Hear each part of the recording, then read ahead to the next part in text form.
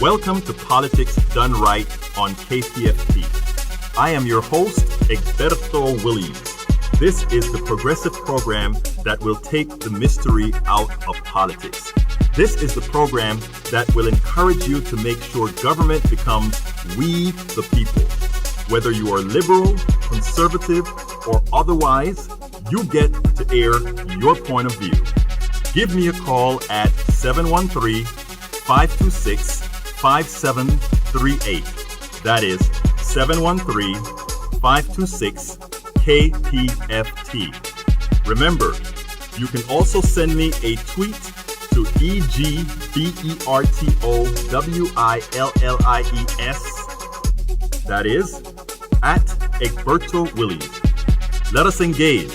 It is politics done right. 1, 2, 3, 4.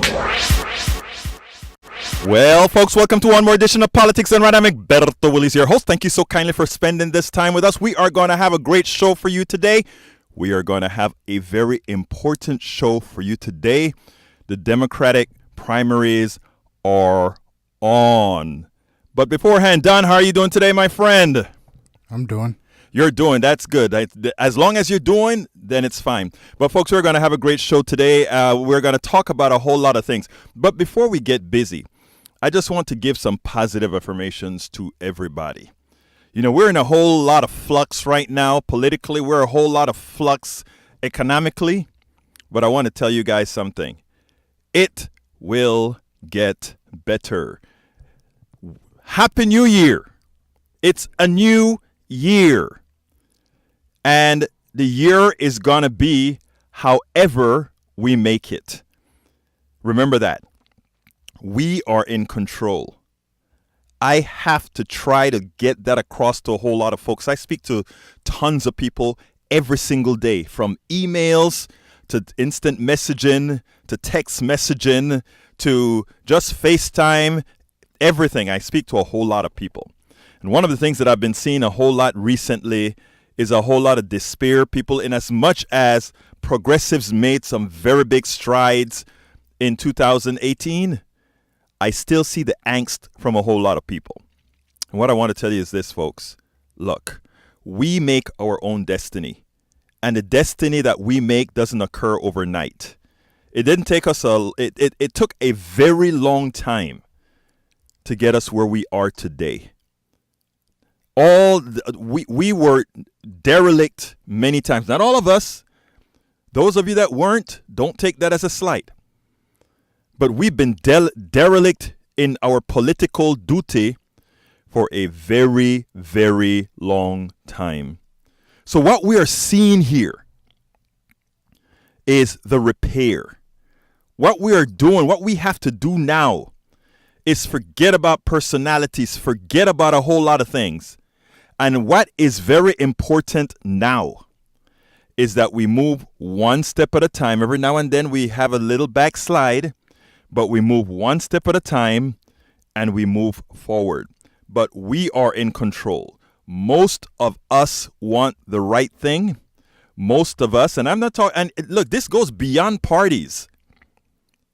This goes way beyond parties. Whether you're a Republican, Democrat, I really don't care at this point. The things that most of us want are generally the same. The plutocracy has created some errant divisions to prevent us from looking out for us.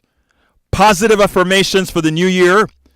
No negativity. We just move forward. Today's program is titled First Serious Democratic Candidate, a Progressive Woman Already Under Attack from the Left. And my thing here is, we won't let it happen. Subtitle, Senator Elizabeth Warren marked her progressive spot early in the Democratic race, as she should. Not surprisingly, the disguised sexist attacks from the neoliberals have already begun. You know, just like Bernie Sanders was a threat to neoliberalism as well as to some conservatism, Elizabeth Warren, based on what she has said or is saying thus far, is another threat to them because she is, in general, based on what she is saying, supporting policies that most Americans want. I saw Elizabeth. Well, I'll read that in the thing because I've seen Elizabeth Warren several times. She's been at Netroots Nation and other places that we've been several times. And anyhow, here it goes. Viva lo liberal! Elizabeth Warren has thrown herself into the ring. She was smart to do that to mark her spot in the progressive space before anyone else. And yes, I know folks are going to say, yes, some other people declared that they're going to run, etc. Look, she's the first serious contender to put herself in there. The Democratic field will be filled with prospects. It is important that the Democratic primaries, we do not fall for personalities. America is a progressive country. America is a progressive country. America is a progressive country. To my brothers and sisters on the conservative side, when I ask you, when I sit down and I talk to you, without talking ideologies, you are progressive. I'm not talking socially. Socially, we have all kinds of different permutations. America is a progressive country. The party where progressives have fertile soil to flourish is currently the Democratic Party. The Democratic Party is also the place where both blue dogs and neoliberals live. Both of these brands of Democrats have had their run and failed in the aggregate. As such, it is imperative that going forward, progressives coalesce around a real progressive candidate. As the field fills, we must disregard personalities and listen specifically to the candidates' words and their individual platforms. We then select the most progressively convicted candidate. For those who claim we need a centrist candidates or we need centrist candidates, I have a few grammar errors in there. Note that they are absolutely wrong. Americans want a candidate that they understand will make their lives better. And that candidate is the one espousing progressive policies, period. But folks, before I get to the show, guess what? Before I get to the show, I want to remind all our listeners that KPFT is a bastion of intelligent voices and programs. As a political activist myself, my favorites are Think Wing Radio with Mike Honig on Mondays at 2 p.m. And of course, we have Open Journal with Dwayne Bradley and crew on Mondays at 6 p.m. And then we have Jazz Latino of Rock Even Latin Jazz at its very best, hosted by Juan Flores on Tuesdays and then at noon. Absolutely so. And we have Jenner Asian Radio, a weekly radio program featuring an eclectic mix of Asian underground, Bagra, Bollywood, funk, Hindi, Rai, where ancient sounds meet future beats, and that is on Thursdays from noon to 2. And of course, we have Really But Not Really, a hip-hop and R&B parody show on Wednesdays at 10 p.m. by Rosemont and Marcel Monroe. And following our show, we have Best of Americana music featuring Susan Darrow right after this at 4 p.m. And this is Politics Done Right. Politics Done Right. Politics Done Right. And then we have Black on Both Sides, a public affairs program where the effort is there to highlight politics and public affairs in line with our individual and collective worldview. And that is on Fridays from noon to 2 p.m. on our HD2 side. Absolutamente so. So, folks, check out our full schedule at kpft.org, where you can find programming from music to politics to medicine to the eclectic. KPFT is a listener-supported radio program. So if you like what you hear, visit kpft.org and ensure we remain a strong, viable community radio station that provides news, programming, and information not influenced by whom? The corporatocracy. The corporatocracy, folks. As Don says, we have to make sure it's not influenced by anything other than our needs, our wants, and what makes us great as a people. So we want to hear your thoughts. We want you to call in after the blog of the week. I want to hear from you. Do you agree? Do you disagree? This is an open forum. Everybody who calls gets a chance to speak their mind. Nobody Nobody should ever fear putting out what they believe. Nobody talking to politics done right. Everybody has that right to be heard. And that is what we bring you here at KPFT. That is what Politics Right brings you. I want to hear from everybody. I learn from everybody. We hope to learn together from everybody, and we put out from everybody. So that telephone number after the blog of the week is going to be 713-526-5738. Again, that is 713-526-5738. But folks, do you know what time it is?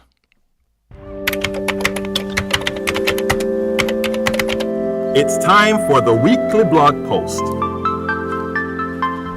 Está bien, mis hermanos y mis hermanas. We must not allow, the title of the blog, we must not allow the Hillarification of Elizabeth Warren. Title again, we must not allow the Hillarification of Elizabeth Warren. So here we go. Senator Elizabeth Warren recently formed a presidential exploratory committee. For all practical purposes, she is running for the Democratic nomination of President of the United States. For President of the United States.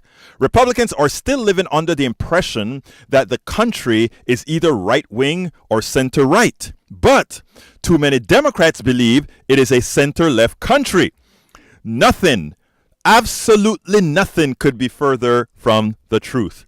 And I wish politicians and political operatives would do the necessary work to not only meet the populace where they are, but give them hope that the leftward proclivities can materialize. In other words, do not allow the scare tactics of the plutocracy to force a vote for what is acceptable instead of what is desirable. Forget about what they tell you is acceptable. Let's go for what is desirable, what we want. Elizabeth Warren is well aware of America's pulse.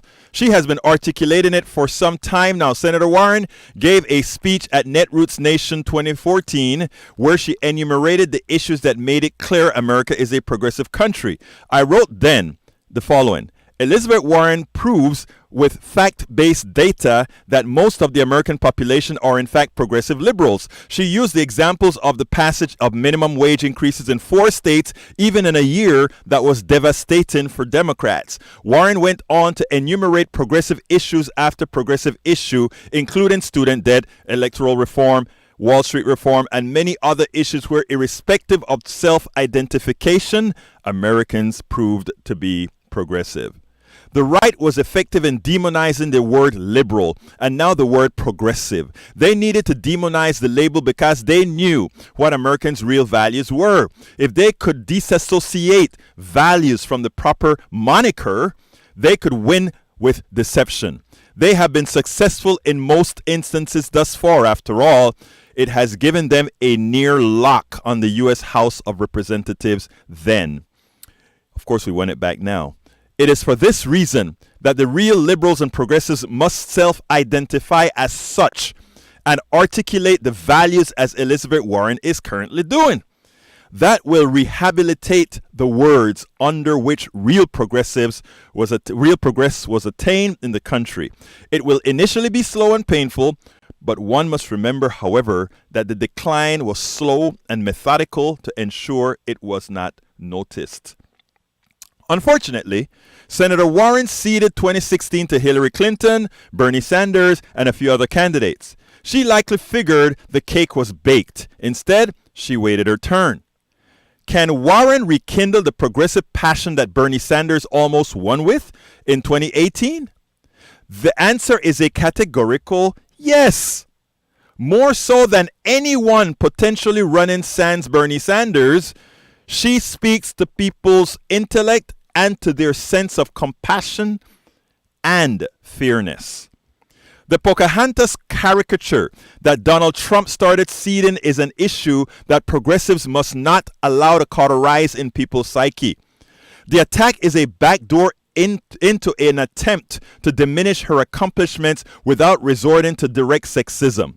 Some Democrats will see Warren as too anti-corporation, especially given her Accountable Capitalism Act.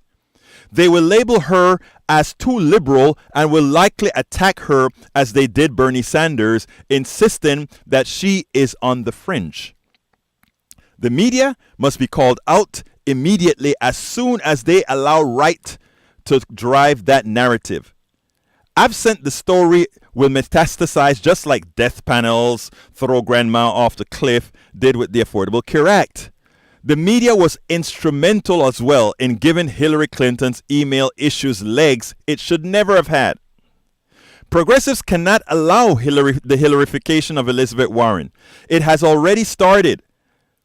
Politico's article, Warren Battles the Ghost of Hillary, is a case in point, and the article said the following. The anti-Elizabeth Warren narrative was written before the Massachusetts senator even announced she was exploring a presidential run. She's too divisive and too liberal. Washington Democrats have complained privately. You hear that? Washington Democrats have complained privately. You know who those are? The neoliberals. They've complained privately. She is too liberal. She's too progressive. Don't believe that crap, folks.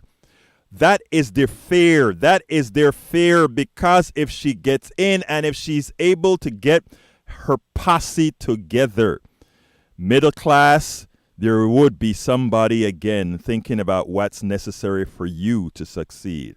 Her DNA rollout was a disaster and quite possibly a White House deal breaker. Are you kidding me? You know, everybody wants to know, does she have an ounce of native blood? Okay. So the woman decides to go ahead and do a DNA test to say, okay, let me just shut these guys up. And it comes back that she had a small percentage of native blood. Okay. Now it's like they get a few natives to come out and say, not because you have a tiny percentage of native are you one of us. First of all, it is stupid. Like, you guys know what I preach. Race is a social construct. The only thing I can tell Warren is, well, you went ahead and played into the game. Maybe I would have left out the Pocahontas. I would just make it a joke and not give Dr. or the current president any kudos on that, which is what we kind of did. But the fact that the media is taking up on this meant that a dummy, the guy who we call El Señor Presidente, was allowed to create a narrative for our potential next presidential candidate. Progressives, progressive bloggers, progressive activists, whether you are a supporter of Warren or not, doesn't really matter. We have to set the precedent and not allow the media to pick this up as a cry, the way they did death panels, the way they did Hillary's email. We have to be on the attack now. And if the mainstream media starts their dereliction of duty again, all you bloggers out there, all you alternate media out there, it's not the people that you need to attack. It is the media that you must go after at that point. It is the media that you must at that point put in check. Because remember, just like Donald Trump is a clear and present danger, that which got Donald Trump elected is a clear and present danger. And it was the mainstream media who laid the foundation to get Donald Trump elected. So we cannot allow the mainstream media again to have an influence by deciding who the Democratic nominee is going to be by impugning one of the Democratic nominees. We cannot, and we simply cannot allow that. We simply cannot allow that. And quite possibly a White House deal breaker. She's already flailing in the polls, they say. And perhaps most stinging shares too many of the attributes that sank Hillary Clinton. What are those attributes? Being a strong woman? I was a Bernie, take off my host hat for a minute. I was a Bernie Sanders supporter. I was a Bernie Sanders delegate in Philly. But you know what I always had? Respect for Hillary Clinton, the woman, as being a strong politician. Whether I agreed with her theory, whether I thought she was a neoliberal, absolutely so. But she played the game like any other man did. She played the game better than most men, and I respect her for that. I have 100% respect for that political toughness. So folks, you're hearing the sexist thing going on right here. They're not using the sexist words. They're not doing that. But this is a reverse type of sexism that the neoliberals are using against Elizabeth Warren. They're trying to get into a whole lot of men's mind. Oh, she's a woman, she's cackling. They're trying to get into a lot of women's minds who are still of the belief that men lead. We had a program here where we had that taken care of. That is what's happening, brothers and sisters. Don't fall for it. And especially the bloggers out there, especially all you alternate media, you have to get to work and you have to hit the mainstream media hard and destroy their credibility if they attempt to do this. Continuing. In the year of the woman, it adds up to one unwelcome mat for most prominent women likely to be part of the 2020 field. But it also represents an unmistakable challenge. How does Warren avoid a Clinton redux, written off as too unlikable before her campaigns get off the ground? Are you kidding me? How can a Politico talk about, is she likable enough? Are you kidding me? Do not allow the mainstream media to do this. Okay, I'm going to finish up the blog so I can get to the phones. Go on here.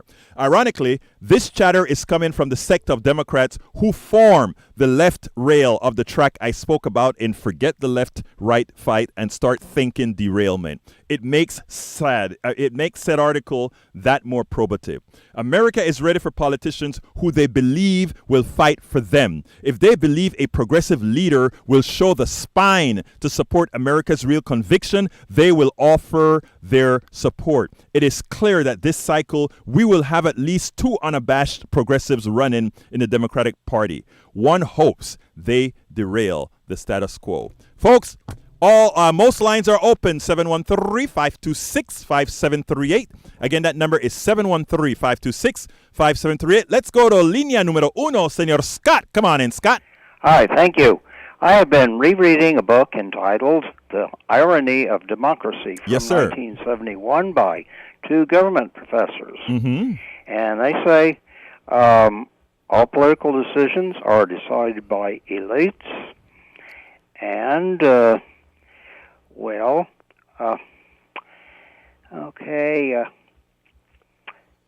They're decided by elites. I get it, and I think while you think about what else you want to say, my friend, let me just add to that.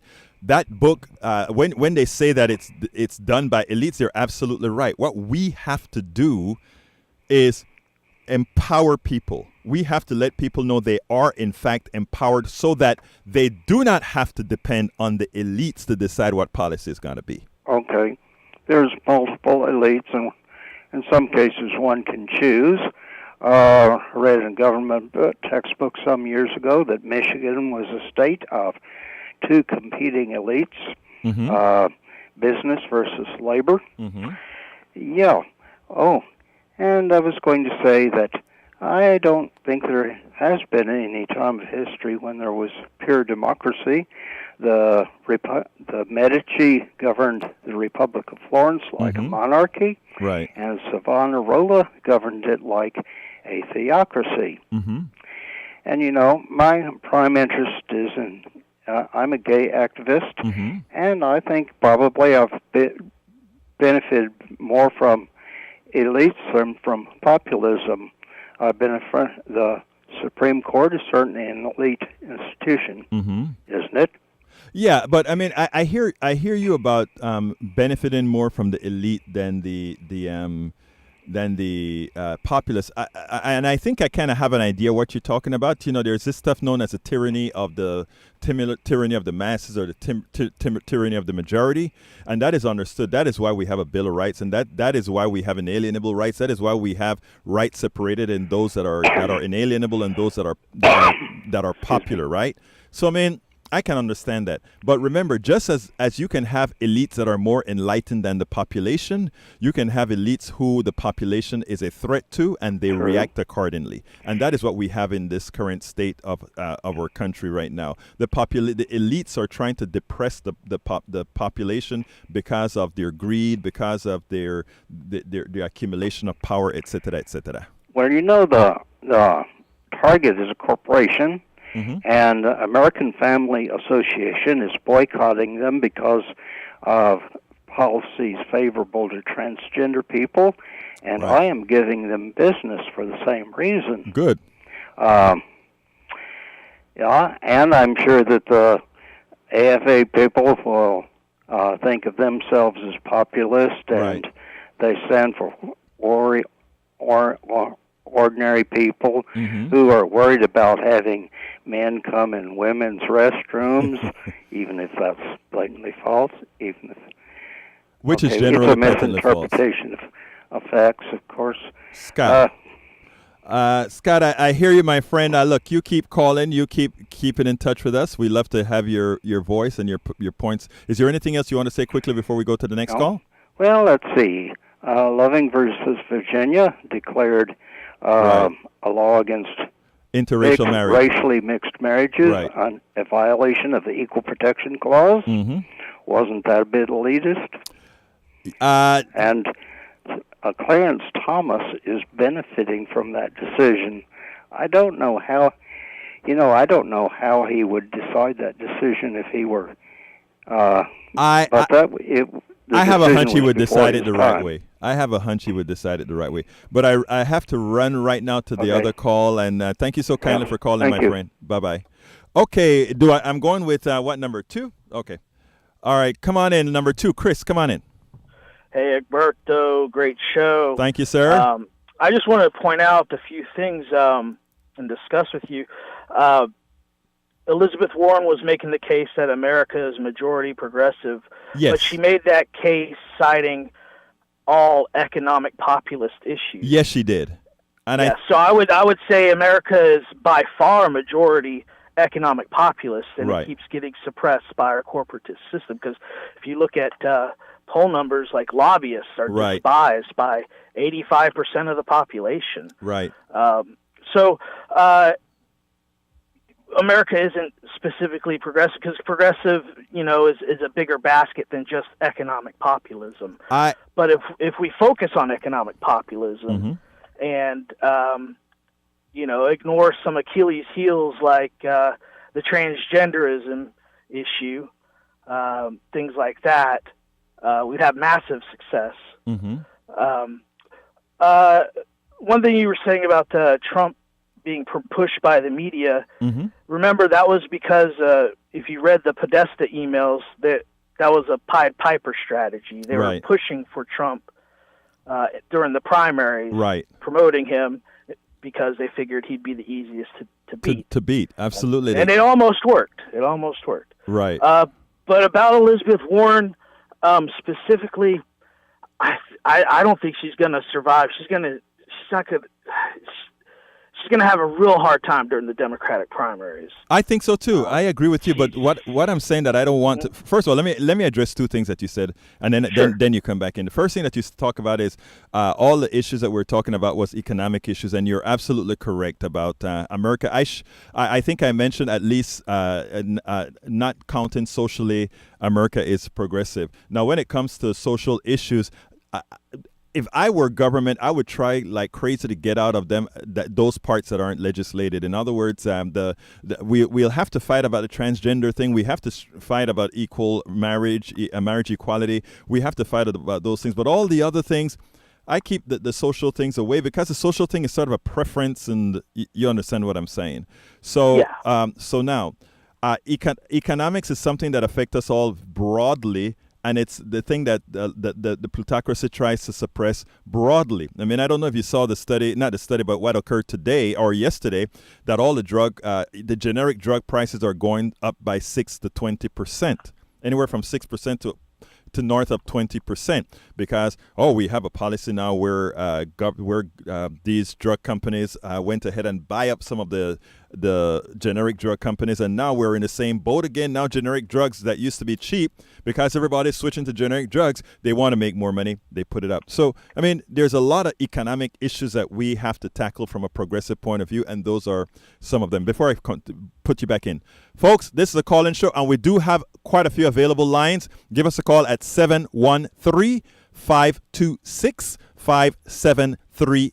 Again, we have a lot of available lines right now. 713-526-5738. Continue, Chris. All right, I got some time today. Okay. Well, I got other calls in, otherwise we're going to have to listen to some poetry from Johnny. Or No, yeah, we have. Actually, Johnny is next. Well, go ahead, Chris. Okay, so yeah, during the primary, I predict Elizabeth Warren's going to have a massive problem. She's goofed up on the whole, getting her DNA. Let me stop you there. Tell me, why is that a goof? Why is that a goof? Because before you answer, why would she be vulnerable? Well, I have a question for you. Has she benefited in her academic career in any way by claiming that she was Native American? The answer is no. And what she didn't benefit. And my thing is this, right? And this is what gets me with the media, why I want to scold them many times. And folks, we still have empty available lines, 713-526-5738. This is one of the reasons why I interrupted you. The media told Americans that Elizabeth's DNA test was an issue, that somehow that didn't go well. And then everybody started to parrot that. When Elizabeth Warren took the DNA test and it came back that there's a good possibility that she had native blood, the first thing I said to myself is, oh, cool. And the reason I said cool is like, well, at least we know now somewhere down the road in her life, there was a native person somewhere. Okay, shut up, guys.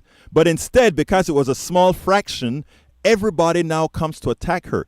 It's a calculated attack on a progressive woman so that she would be damaged if they made that narrative. My narrative is, thank you for taking the DNA test, Elizabeth. We know that we don't have to speculate about the stories your grandmother told you. We know that some of it is right there. But continue, my dear friend. Yeah, the catch with that is that her percentage was far less than the average, quote-unquote, white American has. So, I know it's splitting hairs, right? But the problem is in the Democratic primaries, it's gonna be vicious. This primary, it is. Yes, it is. Because Trump is going to be in such a weak position, everyone's going to smell blood, and they're going to be at each other's throats. Yes. And if they start putting her in kind of a parallel to Rachel Dolezal or something like that, then it's going to be bitter and it's going to be sad to watch. And what I'm saying is, I like her. Yeah, I like her too. And bloggers like myself, those of us who have a large base, or I put the call out right now to all the liberal bloggers, to all the progressive bloggers, go after the media if they make this an issue. And then for any person, any one of the candidates that make this an issue, we're going to go after them as well. You hear me, liberal bloggers? You hear me, progressive bloggers? We're not going to allow this racial thing within the Democratic primary to go unchecked. And any single person, any candidate that brings this up, they'll have the ire of many of us progressive bloggers. Got to go, Chris. Amen, because identity politics is killing economic populism. Thank you, brother. You're a good man. You have a great day, okay? All right, let me go to Johnny, línea número 3. Come on in, Johnny. You might watch out. I might be tempted to read A Nation of Hypocrites on the air just to piss him off. Talk to me, brother. Listen, you mentioned it in your opening about populism. Yes. And what bothers me about MSNBC, one of the things that bothers me, besides the fact that they carry the water for the war makers, right, is that when they bring up this idea of populism, they pretend that Donald Trump was a populist. Exactly. Actually, there is only one such populism that's on the left. There is no such thing as right-wing populism. They pretend that either you're a populist or you're not. The fact is, when people on the right pretend to be populists, they're really imitating some of the people on the left, like Donald Trump did. He plagiarized some of Bernie's talking points. Yes. He did that at certain strategic times. But then when he was done getting those people's attention, then he went back to being a goddamn racist. And not only that, but also the policies. You remember he was going to give them great health care. You remember he's going to give them, and you remember he's going to open the coal mines. What he did is he loosened the regulations. They all those coal mines now release mercury and all these other chemicals into their streams of our ill-informed brothers and sisters. They are all now getting mercury because I'm sitting here listening to it and I'm thinking maybe it'd be a good idea for a bunch of volunteers in the KPFT community to start harassing MSNBC on the blogosphere and pointing out to these people that they need to quit making a false narrative about what it is to be a populist, explaining to them that they need to explain to their viewers and listeners that the right wing, the plutocrats, their idea of populism is not what populism is. Johnny, there's no such thing as populism except what you have as a worker. Working class populism. That's the only populism that exists. Johnny, I want to tell you that don't view, but we've been getting at Chuck Todd and quite a few others that have been doing that for quite some time. Johnny, give me a quick closer. I got to get to another call.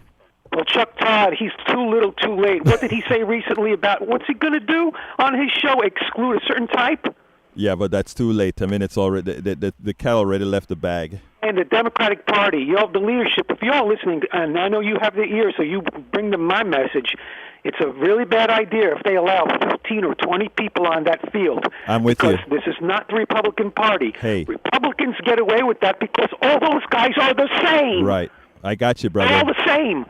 On the other hand, we on our side, we have a plurality of people, and we can get in trouble real quick. Thank you, Johnny. What will happen is the people that are really populist, they'll get beat out, and you'll wind up with Joe Biden or Cory Booker as the nominee, and then we're toast. Okay, thank you so kindly, Johnny. We got to go, but look here, you keep on calling, and let's get it done. Take care, buddy. All right, there's nothing wrong with poetry. All right, you got it. Your poetry is good all the time. Bye-bye, my brother. Okay, let's go to line one. Claudia, come on in, Claudia. Hello. Can Hello. you hear me? Go ahead, Claudia. Yes. I want to say first, I entirely agree with you about the media and the problem that it creates. CNBC did a show on what the wall would look like before Trump was elected, as if it was a done deal, and that's what they do. They purport to report news, and it's all editorial. The other thing I want to say is people should not get lost in this debate about populism and progressivism. People in the street, people in the Rust Belt don't know from that. We have to speak to just the issues, and I also agree if this party splits up with 16 delegates or something, Trump will be back. And people need to realize that this has to be put together in a way that he is out. And the way it's heading doesn't look promising to me. And I think you're right about encouraging people to talk about what's really at issue and deal with the media, which, frankly, is out of control. It is. I am so happy you see that, and you can be a part of that solution too. Because anytime you have the media getting out of line, if we have enough people that they know that are listening to them who know what's going on, then we can make a difference. Because right now the media, I'm not kidding when I tell people the media is a clear and present danger. It is a clear and present danger because one, they're so shallow. Secondly, when you have the Moonves at CBS saying, well, you know, the best amount of money we've ever made is when we put Trump on, and it's made us a lot of money. It tells you something. It's absolutely true. When he first gave a speech and said the word shit, yes. I turned to my husband and I said, they should shut him down. This is a campaign. You don't use that language in a campaign. Right. And it went from there. And because, yes, it makes them money, it is news. And that is what the media is about. And it's good to have a free press, but our press is in la-la land. Well, you know, here's the deal, Claudia. We have two kinds of media now. We have the mainstream media, which is ABC, CBS, MSNBC, and all these others. And then you have the alternative medias, which you get with KPFT, Politics Done Right. You get with not the Atlantic anymore, but you have a whole lot Common Dreams and all these guys that are putting out the news, the real news. When I say real news, I mean not the shallow stuff that I know. But let me tell you an interesting thing before I let you go, because I did something yesterday that I wasn't too two very proud of. I did a simple story just to see.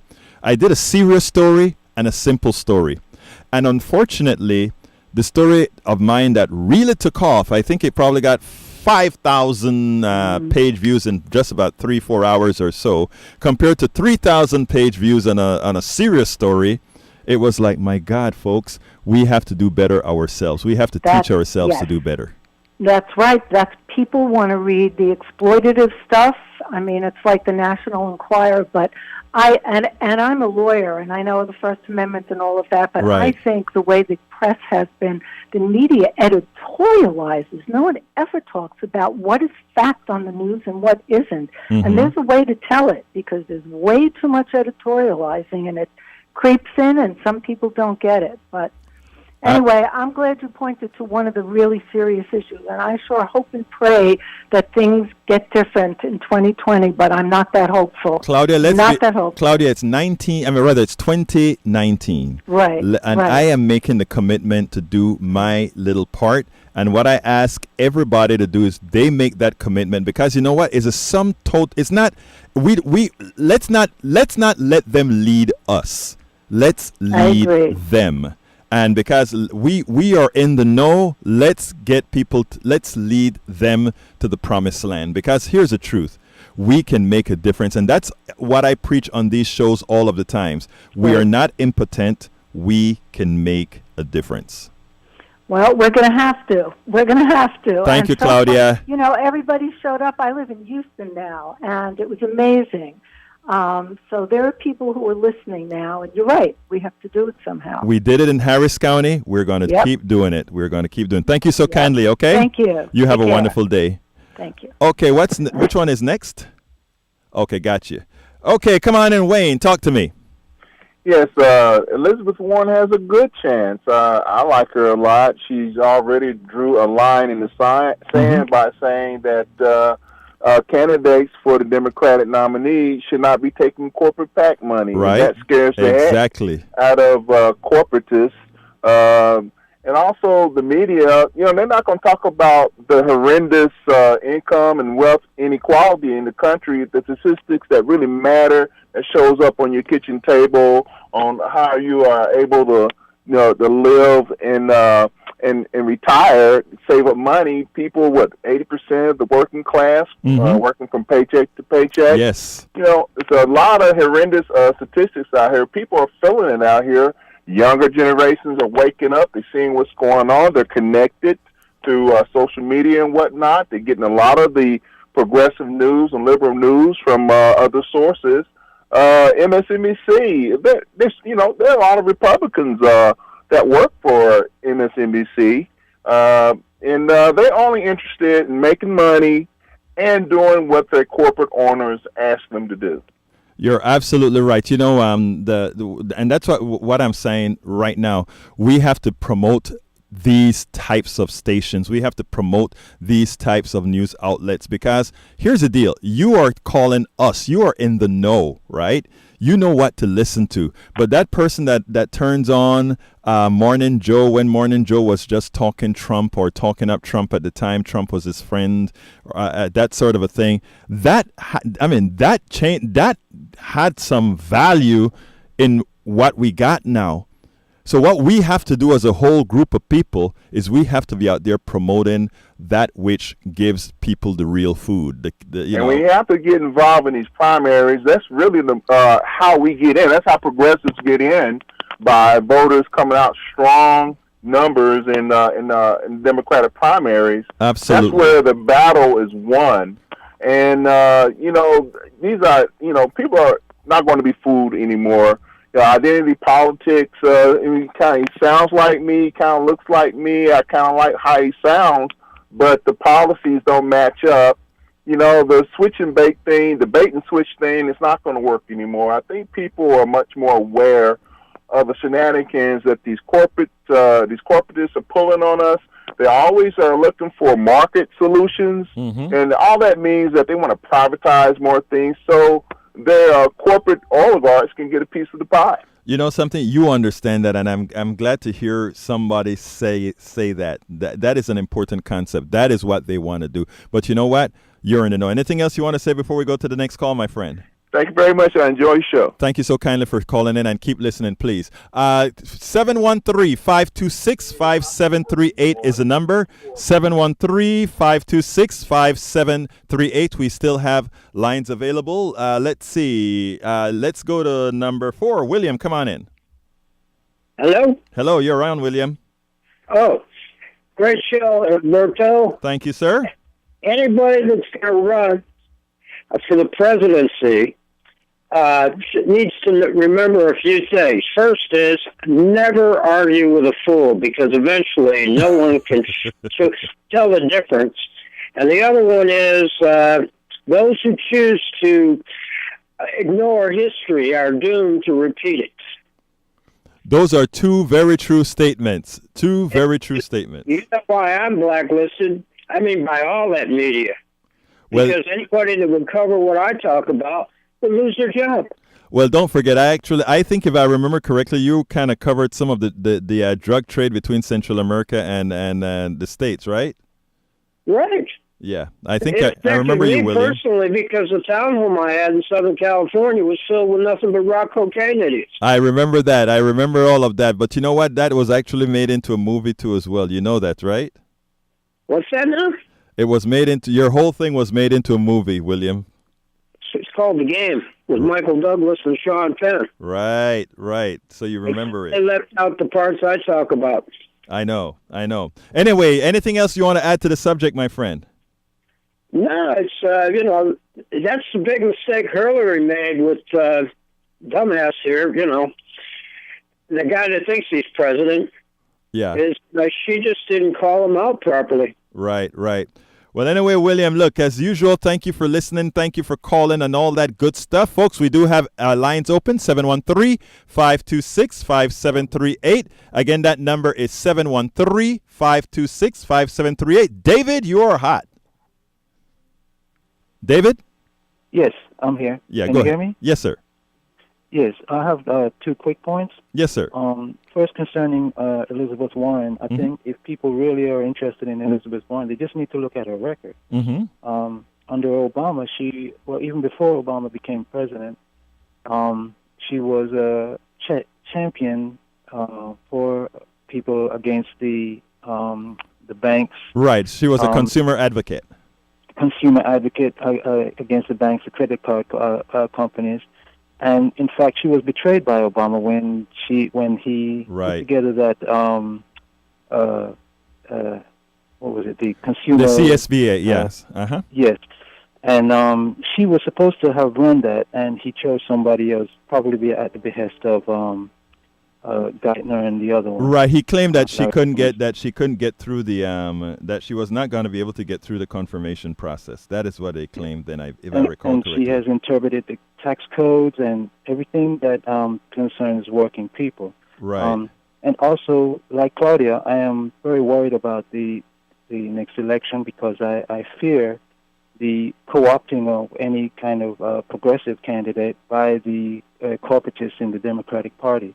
And an example of that would be, I believe, the non-election of Andrew Gillum in Florida. Right. When Clinton, Cory Booker, Debbie Wasserman Schultz, Andrew Cuomo, and the rest, put their arms around him, and I thought it was a very bad look, and I know it was a bad look to the voters in Florida also. Mm-hmm. And also the same thing may also be happening to even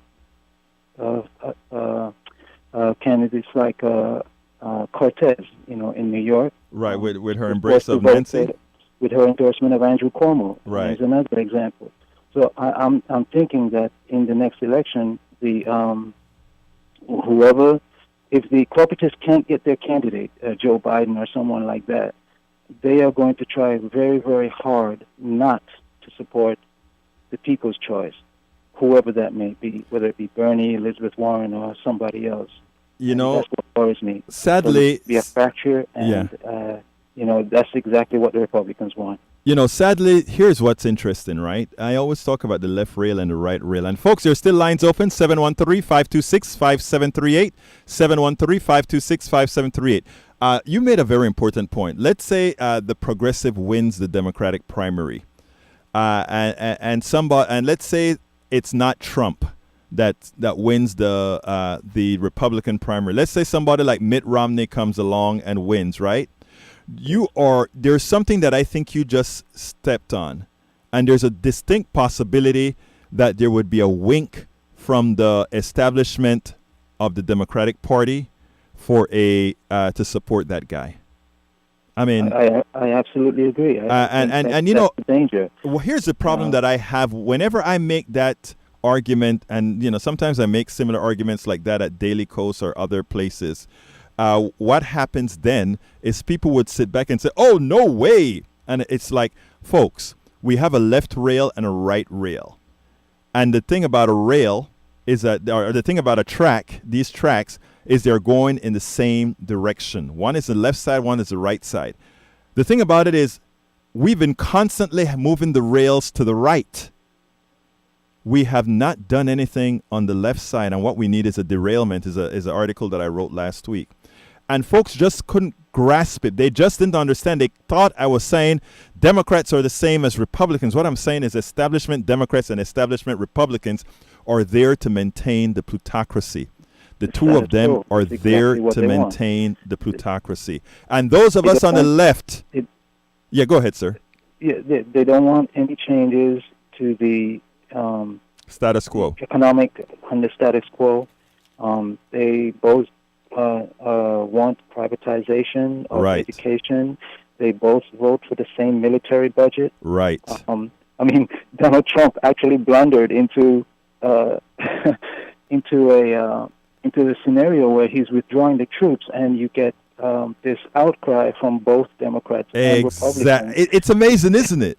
It is amazing, and a lot. We have to point those things out to Americans, though. The fact that Elizabeth Warren is actually on the same page with Donald Trump as far as coming out of Syria, right? And you find you start looking at those issues and you say, oh my God, you really see that the establishment of both parties are pretty darn similar. Yes, it's the two fringes that they call them fringes. And the left side, I call it the right thing to do. But anyway, and there's one other thing I want to say. Yes, sir. If you want to see how things are really going to portend for progressives, this current shutdown, Democrats are going to cave. Sooner or later, there's going to be a story that's going to make them look bad, and they're going to cave. Schumer and Pelosi are going to cave. I guarantee it. Let's see what happens. I want to, if Pelosi caves, Donald Trump said he looked like a fool if he accepts Pelosi's offer. If the Democrats cave, here's the deal. You're going to hear from us as well. Thank you so kindly for calling, my friend David. Okay. You have a good one, okay? Okay, I really like your show, and keep it up. Thank you so kindly, my friend. Have a good one. Take care. Bye-bye. Bye-bye. Okay. Oh, I thought there was a different... Okay. Come on in, MOD. Happy New Year. Happy New Year to you, sir. How are y'all holding up? How are we holding up? Positive affirmations. I'm very positive, my friend, because we are going to... Listen, what David just said was some important stuff there, right? In other words, if Democrats elect a real progressive in the Democratic primary and we get a Mitt Romney in the Republican primary, what will the Democratic establishment do? How much fervor will they put in supporting a Democratic progressive? What's your thought on that, MOD? I think just the fact that Mitt Romney's up there says a lot, I think, to the situation that and what we have for Democrats is, I listened to Amy this morning about Pelosi wants to water down and neuter the Green New Deal. Both health care and the Green New Deal. Yeah, I heard Amy Goodman this morning. Wow. And then I went looking up, and I saw that Warren and that lady Harris from California. Yeah, Kamala Harris. Yeah. 7 other folks went to AIPAC conference last August, and they all paid homage to the folks. It's the largest lobbying firm. I know who AIPAC is. Yeah. Yeah, in Washington, right? Mm-hmm. I don't know what to say, Bertho. I mean, they're basically all serving to a bigger order, I guess. And this is one more thing I'll leave you with is in 2011 there was a $53.6 trillion derivatives debt with Merrill Lynch, and we pretty much insured it within the 2012 budget bill that it became FDIC. So, and Warren signed off on that. Well, I mean, what do you do? Let me tell you, I am not aware of that, but I mean, it's something for me to look up on. Now, look, we're not going to have a perfect politician, right? They're becoming capitalists, all of them. Well, look, Elizabeth Warren came straight out and said she's a capitalist. Okay, now I don't have in politics. You just about have to in American politics. You just about have to say you're a capitalist in a whole lot of instances, right? People like us, progressives, have to make the word democratic socialism not the fallacy that others would want to make it to be. So it's all those folks that became representatives in the House are all capitalist Democrats. Well, no, Ocasio-Cortez doesn't have any fear in saying she's a democratic socialist at all. She comes out and she says it. The problem is that the word, having anything attached to the word socialist right now, the media goes off and they mislead people into what these things mean, etc. So before you are able to talk about your policy, you have to start talking about what it really means, and that it doesn't mean communism, and it doesn't, and it doesn't mean get rid of free enterprise. You have to go through all of that. So what a lot of politicians do for expedience is just say, okay, look, I'm a capitalist who wants a whole lot of regulation. Okay, I'm a capitalist who want to have health care. I'm a capitalist who want all these things. And when you break down what they're saying I'm a democratic socialist who believe in free enterprise. Because a capitalist who want all those things. Go ahead. The case be that they're all financed. 95% of the folks are when their placements are with the highest campaign contributions, and that doesn't lie. That's just a fact. True. And now I found another thing though. Also, real quick, because I have about 20 seconds with you, sir. I found Beto, his wife is a director for a school district, or that's charter. Right. Oh, it's charter. Connect your dots there on Betsy DeVos. Exactly. Well, that part bugs me. Now, I said something about Beto on Daily Kos that I got hit for, but I got to go. Okay. MOD, thank you so kindly for calling in. Happy New Year. Folks, thank you so kindly for listening to the show. Look, like I said, positive affirmations. We have to be the ones who are going to make the change. So let's not sit back here and think, oh my God, we don't have value. Oh my God, we can't make change. We can do it. So what I'm saying, we're going to do it. My name is Egberto Willies. This is Politics Done Right. And guess what? I am out.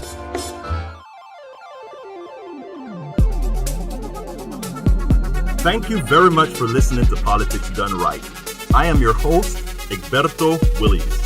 You can personally reach me by sending an email to egberto@politicsdoneright.com.